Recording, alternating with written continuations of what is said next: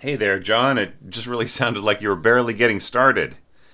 That's okay. I mean, it was great that you were able to contribute uh, a score, and I'll give you more time on each section to help make up for the fact that you are contributing at a higher level and so on. But yeah, I mean, there's some really great stuff in here. I feel like this may be like a for you this might be one of your earlier, like you are still in development as an orchestrator, and this is an early effort for you. And if that is the case, then I really want to make sure that you get the most out of this in terms of scoring tips and uh, just talking about balance and functions and certain other kinds of things. Okay, so first thing though, let's talk about playback. So did you notice that right here at the beginning, this note, right at the beginning of this bar, this note was really long? Okay, that's because you put the a tempo mark on the second beat, right? So we have this ritardando, slowing down the music, everything's going great, and then it's just going to keep going, right? Unless we tell the playback engine of our notation software to start the new tempo, or sorry, restart, reinstitute our original tempo right here, right? Okay, so that was the reason why it seemed like there was a big fermata on this bar, or at the beginning of this bar. Okay, and then retardando, and then I don't know. There seems to be a missing tempo mark, but right around here the tempo picked up again, um, and really it should have been right here on this bar. So if that was an invisible, if that was an invisible object or something like that. So just kind of helping you with your um, with your mock-up here, because I used to sort of dismiss mock-ups and just really try to get people to think about pure scoring and everything else, but I'm sort of bending my rules on that a bit, because it's mock-ups are more important than you might think. They've helped me get jobs in the past. Okay, so now let's talk a little bit about certain kinds of phrasing. Okay, so right here we have got something that's kind of peculiar. All right, and notice you've got a staccato at the beginning of this slur, and then you've got a staccato at the end of it. Right, now that doesn't mean anything. Right, uh, I think that you intended for this to be mezzo staccato, right? So like a slurred staccato, but there has to be a staccato over every note in a group, right? So this would make sense if there was a staccato at the in the on the middle note of these three notes, right? So you would have staccato, staccato, staccato, slur over it. That means mezzo staccato. So dun dun dun, as opposed to dit dit dit, or portato. Right? So that it's sort of a sticky staccato. All right, and there are a couple little things in here like that don't quite line up. Maybe you just didn't have time to go through it, or you didn't edit it very well, or something. But like here we've got staccato at the end of a slur, which I mean is perfectly fine, right? But just don't have a staccato at the beginning and the end of a slur, right? Because that doesn't really mean anything, right? So because like it would be hard to like mezzo staccato and then smoothly go from here to there and then staccato at the end. It kind of just doesn't make any sense, right? Okay. All right, so I'm just going to pick on slurs for a little bit, all right? So try not to do things like this. So I assume that right in here you really meant that you were going to slur from this note to this note rather than from this note to that note, because it already ends with a slur, right? So yeah, so that is a problem in there. And then right in here you have ba dun dun dun in your your winds. So you've got the slur on the first two notes, right? And here in the strings, you have a slur over four notes, or and then right in here, like it's hard to read. There is a tie there. It looks like there isn't because of the way everything's crammed together. But bum bum,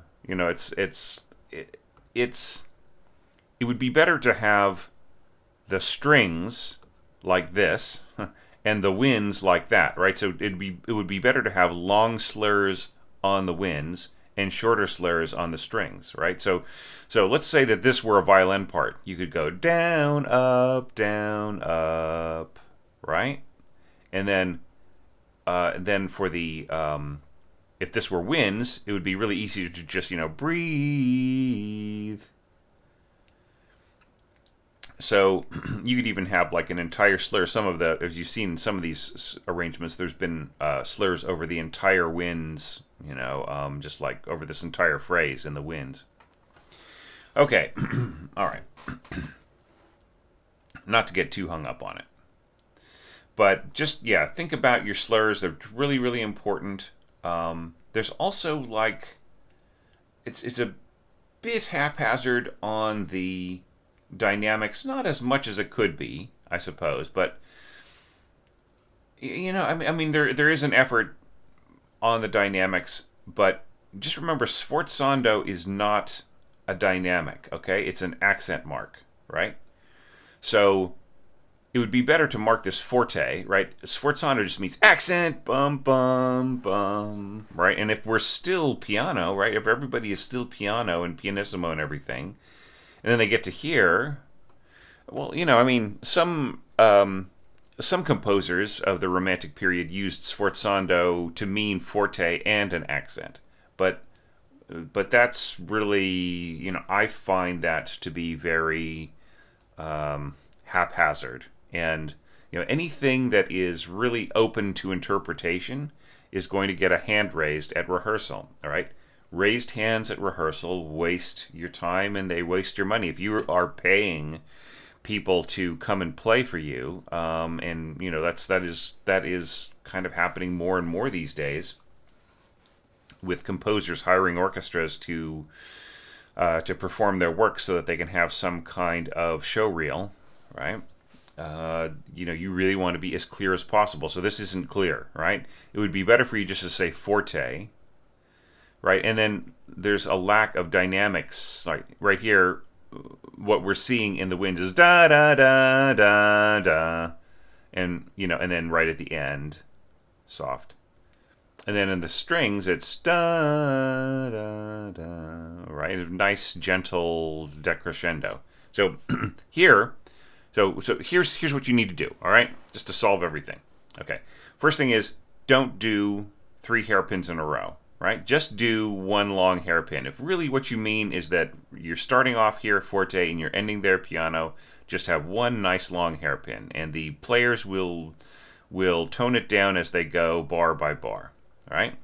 The problem with this is that like when you have several hairpins in a row, there is the way that this is sometimes interpreted in music is that you go loud, soft, loud, soft, loud, soft. Right? That is the way that Romantic composers would use sequential hairpins, right? And you also see this in impressionistic music too. Usually, it's the other direction. It's like this right in here. You have all these crescendo hairpins in a row, right? Which is also a mistake, I feel. It's basically just saying start soft, loud, soft, loud, soft, loud. Okay, so it's a way of marking in nuances. Do you know what I mean? But I feel that it's better. I think that you just intend to get louder, go from piano to forte, right? From here piano, then crescendo to forte. So it's okay that there are rests in here. You can put a hairpin all the way across. Okay. So and so it needs a little bit of work. I know you want it, like, it was nice that you started off with this nuance, but it's really better to have one long hairpin, right? These should all be one long hairpin, right? And then here, you've got the reverse hairpin. I think this was a mistake, but this accompanying this accompanying note, right? This note is part of the accompaniment. It's pushing itself out of the fabric, right? While everybody else is playing this nice, beautiful arc, da da da da da da da da da da. Right? All right. So that's what's going on. So this note right here in the English horn is just going to be getting louder while everybody else is getting softer, right? So what does that do? Okay, so those were a few things that I felt that we should go over before I even talk about the scoring. Okay, just to get you more hip with with better practices of dynamic marking, slurs, everything else, right? Now, just one last little thing about dynamics, and that is we're assuming everything is soft right in here, right? So the brass are playing soft, and then they crescendo to forte, and then they back off to piano. However, right in here, we've got our winds coming in, and they are crescendoing from forte, right?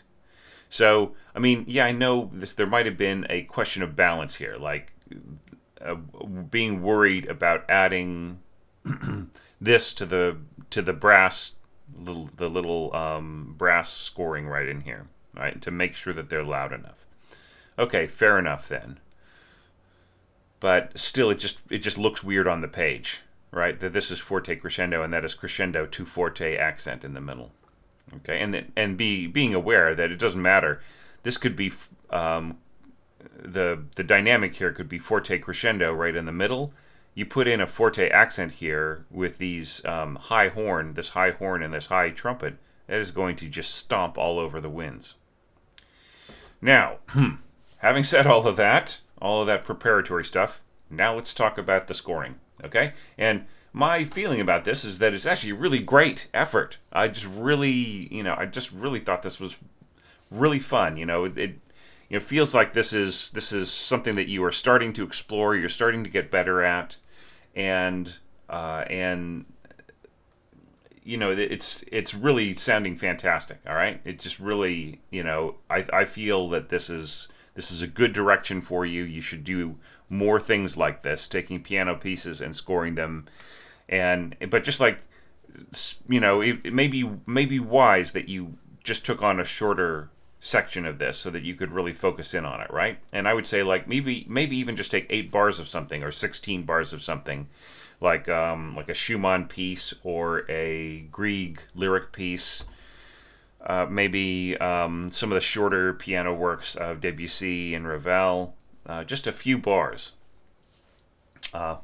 Whatever Ravel has scored that he didn't orchestrate, right? Like I think Menuet on the Name of Haydn is something he didn't orchestrate of his shorter pieces, and there are a few others, very very few others. So let's just talk about the scoring then, okay? Just everything aside with phrasing and so on. So we're starting off here. So this is really nice. We have a kind of almost like a waltz-like sort of structure here. Now, it works for the first 8 bars, and then adding this harp here. I think that if you don't want the harp to roll, you should say non-arp, right? So say non space arp period. So that means non-arpeggiando, right? Because the default is to roll, and here you don't need this piano mark down here, right? It's just like the harpist reads the dynamic in the middle just like a pianist. Okay, and then if you do want it arpeggiando, just say P, piano, and then arp, right? So that just lets the player know. So nowadays you're supposed to say whether or not, right, and not just leave it to the player to figure out. This is kind of strange, this sort of flattened tie mark right in here, very distracting. It sort of gives the tie a kind of a meh facial expression. Okay, so let's talk about the scoring though. Let's stay focused on that. So strings are okay. This is nice to add this in here. Okay, kind of. But the only problem here that I would feel is that we are adding this stuff like it is these are notes that are in the range of the the this downbeat, right? So it doesn't leap up, right? So your contrabassoon note right here, this F sharp, is the same note. It's going to be in between the cello and the double bass, right? So it's going to be kind of going bum bum, right? It doesn't, it's not exactly.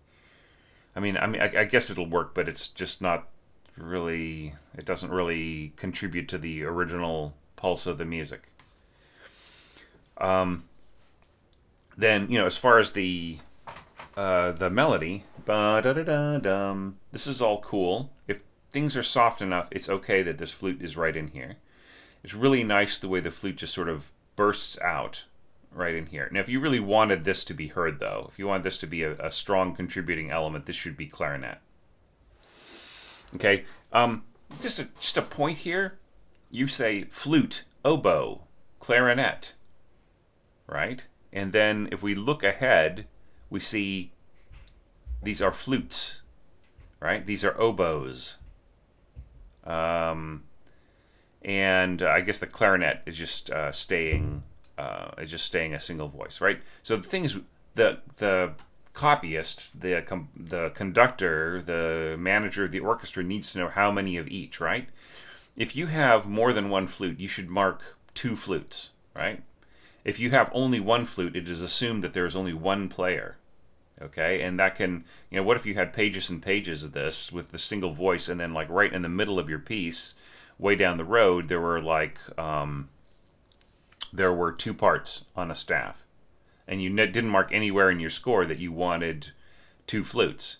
You might end up in a situation where where the manager has just looked over the first few pages and made the decisions and hired the people, and they get through the score and the rehearsal. The conductor has assumed that the manager has seen that there are 2 flutists, and they get to the rehearsal and there's only one flute player.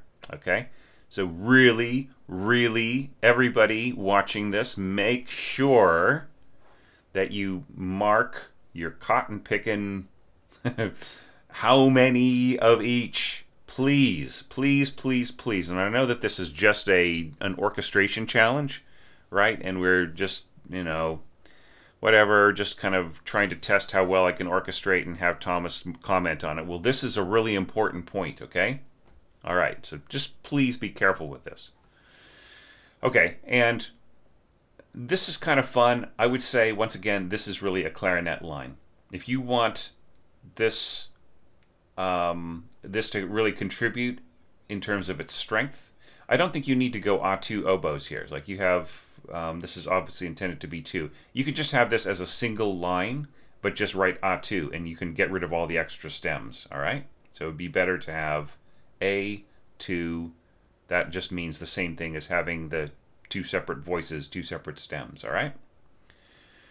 All right, so there really is a lot of low scoring for flute in this, and it is not a very strong register. Please check out my resources on flute scoring, whether it's 100 orchestration tips or the Mac Pro video courses.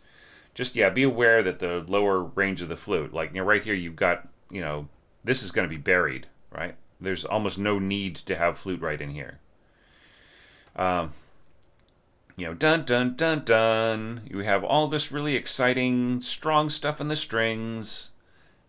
This is just going to be lost, right? And you marked the dynamic in the middle rather than at the entrance, right? Always dynamics right on the first note of the entrance. So this would be better off as an English horn note, right? Or as a clarinet note, right? But flute is not in a very strong place. All right, but aside from that, like if this were changed to clarinet, then that would actually be a pretty cool way of scoring that. And then here we're starting to bring in brass, just a little bit of brass. Okay, and mostly just a couple of low notes on second horn, and you really could have had 4 horns in this score. It would have been very, very cool. you might not have needed some of these lower, like you might have been able to just throw away one of your trombones or your you know, or some of your trumpet scoring, just like made some of this stuff right in here for horn writing, and then you could have you could have your trumpet line right in here. Okay, but getting back to this, so the first statement, all good. Now, da da da da dum. Okay, so this middle B right in here kind of kills it for me. Like, I think just right here, bomb, da da da da dum. You don't need the extra downbeat right here, and then another one, bomb, da da da dum. See here, you left it off, and that's right. So this is not in the original score. It's just this overkill. It's really weighting things down. All right, and this is kind of fun. The low clarinet and bassoon. That's really, really cool. I really enjoyed that.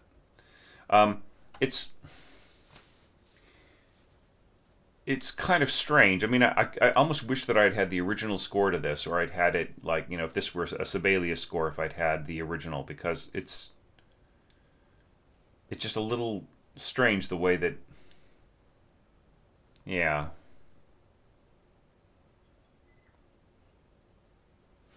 Yeah, it's just weird the way some of this is scored. To my eyes, reading the transpositions, I just feel some notes are wrong. Okay, so anyhow, but I won't dwell on it. Dun dun dun dun. Well, I already mentioned the cello flute here. That's really great on English horn. Okay, and then you just have an echo with what I think you intend to have mezzo staccato. So the only thing I would say is, like, I would ask is, are you really sure that you want da right, as opposed to maybe like accents or tenuto staccato or something else, bum bum bum bum, like a really, really well defined notes, and then lighter, right? Because it just really seems very serious. It's also, you have to think about putting an accent at the end of a slur, right? What is the purpose of that? That is a specific effect. Maybe you just went too long on your slur, or you just sort of copied over the slurring from the piano. But really, you want a strong downbeat, right? So don't slur over it. Don't go da. Is really, because like this means to add a diaphragmatic accent, right? Because there has already been an articulation, right? Ta, ta. The only way to accent this is to push with the diaphragm, right? So, but if you just made the slur stop here, and this was a tongue, then it's so much more powerful. Da, ta. You know what I mean? Yeah, and this is kind of fun right in here. This kind of almost waltz-like commenting by the horns. I really like that a lot. Now here, you do an interesting thing here, and that is like you kind of stay around the same pitches. You have a little bit of reinforcement here from winds, adding more color to the strings, and you have more brass, softer. I thought that was really actually kind of fun. Okay, it was a cool idea. Okay, now, da da da da da. I've already commented about the phrasing in here. How it's a little strange, and the dynamics really should be an actual dynamic, not just a sforzando mark. And there need to be hairpins telling us to get softer towards the piano, and so on and so forth. Okay, but just like in terms of the pure scoring here, I feel that there is something to be desired here, because like the top line is F sharp, right? And you score this nicely for first violin. Okay, so top line, first violin, flute, but then you have piccolo. And here's a strange thing: A2 piccolos, right? So here you are aware of A2, but like we have two piccolos, right? You really better mention that at the beginning. right? Maybe you didn't really mean that. Maybe you were copying it from something else. Like maybe you copied the flute part up to the piccolo part. Kind of strange that we've got the stems pointing up instead of just down like they normally should. Okay, I don't understand why that would happen.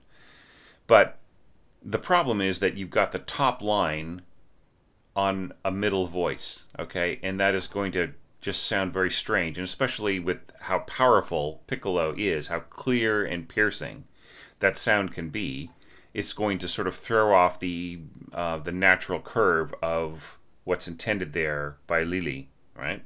And her original phrase as scored in the piano. But I mean, everything else is great. Like here, you've got octaves in flute, oboe, English horn. You got that sort of triple octave, and you've got an octave here, or actually two octaves, with the first violin and viola. But like right in here, you should have made this into the middle octave, right? And then just allow the winds to supply the harmony in between those notes, right? Because that's a better way to do it rather than having rather than having the strings harmonize and the winds play octaves. Just do it the other way around. Have the strings play octaves, make sure that they are doubled very strongly by other elements in the winds, and then also have the winds supply the harmony in between. And that's just a much better way to go. Much more secure. And oldest trick in the book, this creates the illusion that the strings are filling in, like the string timbre is filling in with that silky sound all the way through the harmony, right? So that is the trick. So I won't take apart the way this is harmonized, but besides that, yeah, that's just one thing I want you to think about and look for. Yeah, once again, stems pointing the wrong direction. I'm not going to be too picky about it, but I'm seeing it a lot in this score, like here too. I mean, why do they all need to be down? Like by the time you get to this B flat, it should be pointing up into the bar, because that sort of almost seems as if there's a second voice that's missing, or a first voice, and this is second voice. Okay, so just talking about the end now, like see how much time I can get out of a very simple score if I have a lot to talk about. So yeah, I actually really appreciate that, because it's kind of fun to look at a shorter score and to help you out with some of your basic scoring concepts and difficulties and other kinds of things. Okay, so now we're getting to bum bum bum ba da da da dum. So I would say try not to have really long slurs in brass. Okay, it's not that they can't play them, it's just that they are, like with brass, you're covering different fingerings, different embouchure shapes, different bits of crook being opened by the different pistons that have more or less air going through them. So when you have like these really nice long slurry staccato things, or excuse me, legato things, it's not that the brass can't play them, but you're robbing the brass of like their unique quality to enunciate things, right? So I mean, let's look at it. You're asking the trumpet player to go da, and then da da da da, right? But like, what is more natural to hear from a trumpet? Bum bum ba ba ba ba ba da ba da da da dun dun da da da da. You know what I mean? There's some slurring, but very very much less is much more in character for these instruments. And I would also say try to avoid really long slurs for trombone as well, because they have to sneak breaths here and there, especially bass trombone, right? The bass trombone has got enormous amounts of air flowing through it, so just try to try to have shorter slurs or no slurs, right? And just allowing the players to sneak breaths. Now, horn is more on the mellifluous side, right? Has more melisma, has more legato to the playing as just a natural way that it is. But you would still want to match what the trumpet was doing, right? But other than that, is really really cool scoring right in here. I appreciate that. I mean, if you had scored this for flutes, I would have really given you a talking to.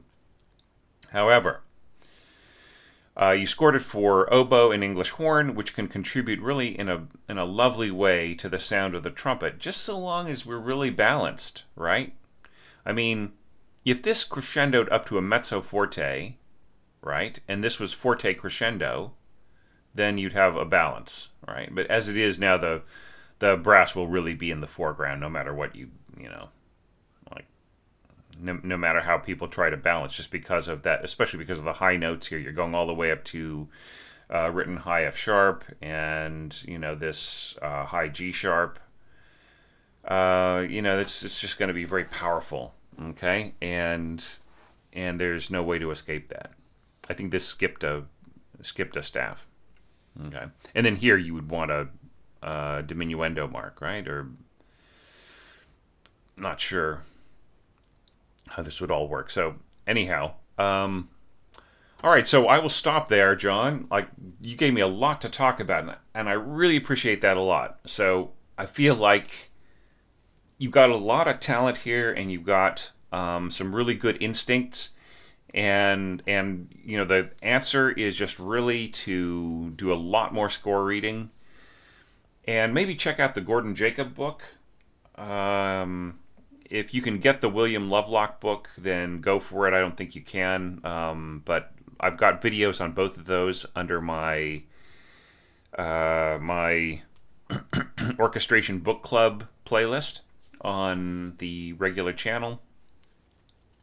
And yeah, I'm just seeing a lot of talent here, and you just need to learn some more basics, expression, scoring, phrasing, certain kinds of things, and I think that would just really free you up and